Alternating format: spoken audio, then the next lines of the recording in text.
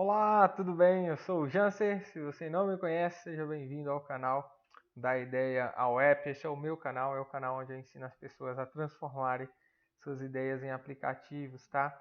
Agora, esse vídeo é a continuação de um vídeo que nós fizemos sobre como modelar seu aplicativo. Essa é a segunda parte, tá? Se você está chegando aqui, eu recomendo que você dê uma olhada no vídeo anterior para entender sobre os conceitos, inclusive a técnica, né, que eu vou utilizar aqui para a gente trabalhar com o diagrama de classes, tá? Que é a ferramenta que nós vamos usar para modelar o seu aplicativo nesse vídeo, ok? Então, se você não está inscrito ainda, se inscreva no canal, dê um like aqui no vídeo e, por favor, deixe as críticas e sugestões e todas as considerações que vocês acharem legais aqui nos comentários, tá bom? Então, vamos direto para a prática. Eu estou aqui com a ferramenta Astar aberta, tá? E vou criar um diagrama de classe com base nos conceitos e na ideia que nós falamos na aula anterior, tá? Eu não vou muito bem entrar em quais recursos a ferramenta tem, vou direto aqui no diagrama de classe, tá? E dá para fazer uma aula depois só falando dessa ferramenta e todas as características, todas as ferramentas, na verdade, que ela tem dentro dela para modelar ideias e modelar aplicativos, tá bom? Então, vamos lá. Nós falamos sobre o SetGig, que é um aplicativo de músicos para organizar e executar seus repertórios e até conseguir alguns shows ali, que é um aplicativo para músicos amadores. De novo, nós já fizemos diversos vídeos sobre esse aplicativo. Eu estou trazendo aqui a estrutura dele. Se alguma coisa não soar legal para você aqui que a gente fizer, é interessante você dar uma olhada nesses vídeos anteriores sobre esse app, tá bom? Então, nós tentamos, né?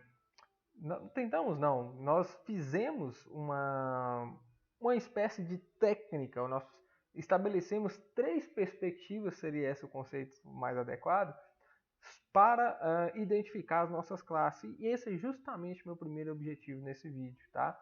Primeiro nós comentamos o seguinte, olha, tudo que representa uma estrutura no seu aplicativo tem uma grande chance de ser uma classe. Então, eu vou clicar aqui no New Class aqui, que é a forma de representar uma classe, tá? E vou clicar, opa, já clicou aqui, Class Zero. Vou só aumentar ela um pouquinho. Essa, pessoal, é a notação, tá? É a forma de representar uma classe de acordo com os padrões da UML, tá? Que é Unified Model Language, que é uma linguagem de modelagem universal, unificada, tá? Então, essa é a forma como representar uma classe e até o final do vídeo nós vamos falar sobre o que quer dizer uma classe e todos os seus pedacinhos aqui. Então, uma coisa que não ficou dúvidas e que nós conversamos no outro vídeo era que o repertório seria uma classe. Por que, Jansen, que o repertório é uma classe? Porque o repertório é uma forma, é um padrão que une características que serão replicadas diversas vezes no meu aplicativo, tá? Então, haverá diversos repertórios no aplicativo para serem organizados. Então, a classe repertório determina como deve ser estabelecidas as características de um repertório. E também nós estamos pensando sobre a perspectiva de estrutura, tá? Outra coisa que é sobre a perspectiva de estrutura, a própria música, que faz parte de um repertório e também pode ser uma classe no sistema, tá? Então, quando um repertório é criado, você escolhe diversas músicas que têm diversas outras características. Já você não podia estar dentro de repertório aqui, a música ser uma característica do repertório. Agora pensa comigo, justifica ter um repertório para uma música? Eu acho que não, né? Ó, vamos voltar para aquelas três perguntinhas básicas que nós falamos, né? Que está aqui no meu quadro aqui. Eu preciso saber os dados, eu preciso saber a letra da música, o quanto tempo dura a música, eu preciso saber.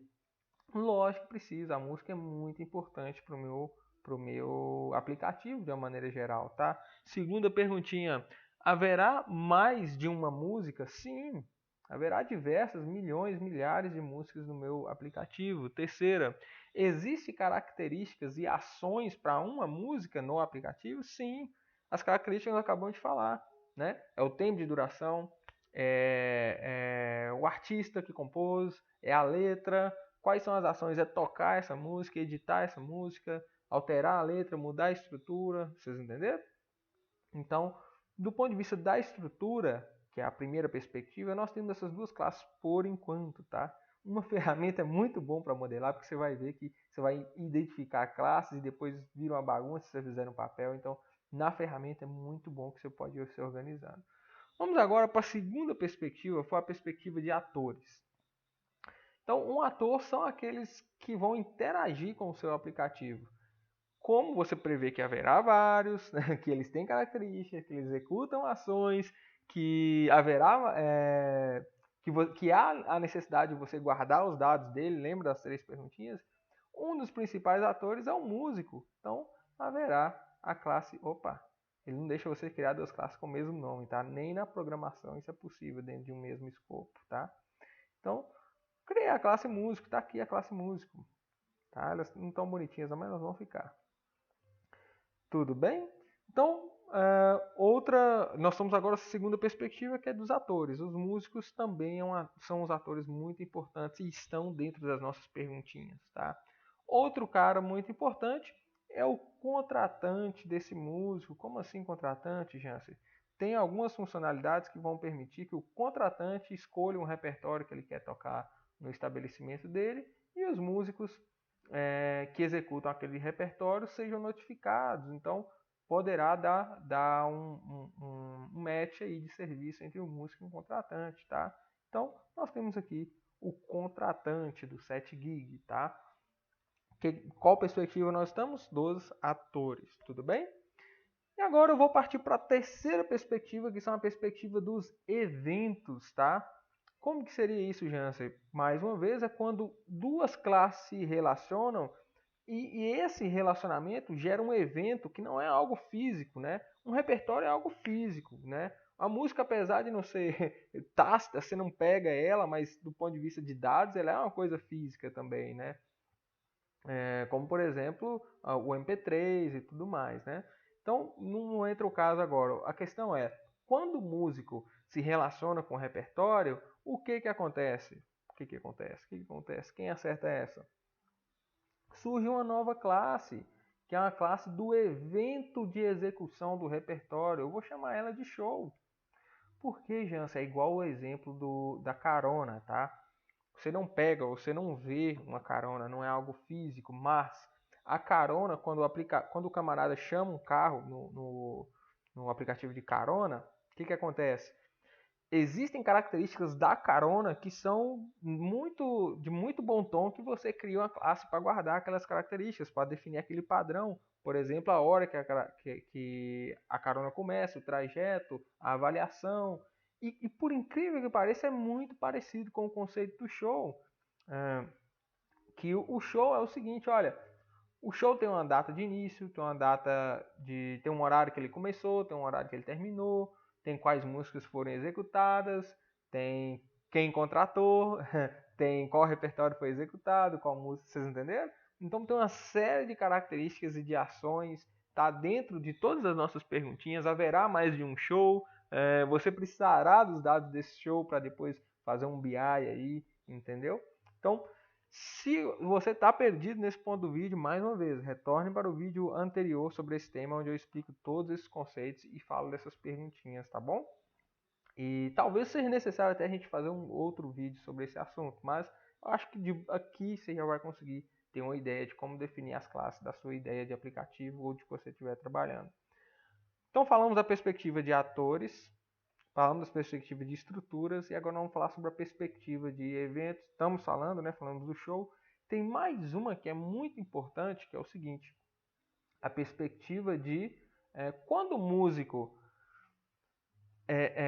executa um show de um repertório, né, para um contratante específico, tende a acontecer uma coisa aí. O que que é? Um contrato, né? Vocês concordam comigo? Porque um contrato ele tem suas características, haverá vários no sistema. Olha só, eu preciso saber dos dados dele.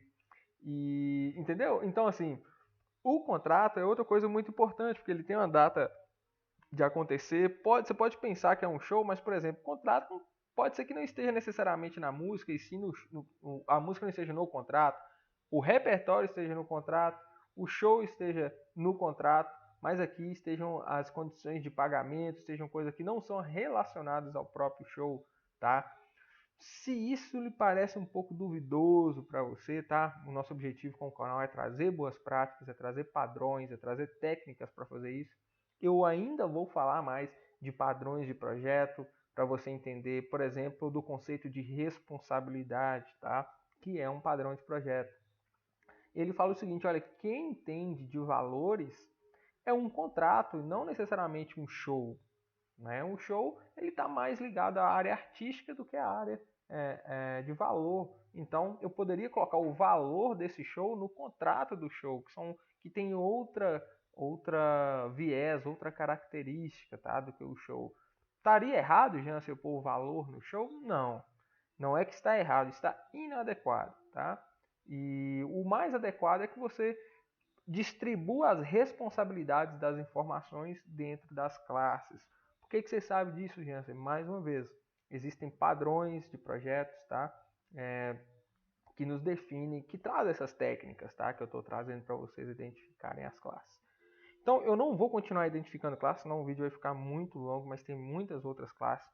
Eu vou falar agora sobre o segundo ponto, que é o seguinte.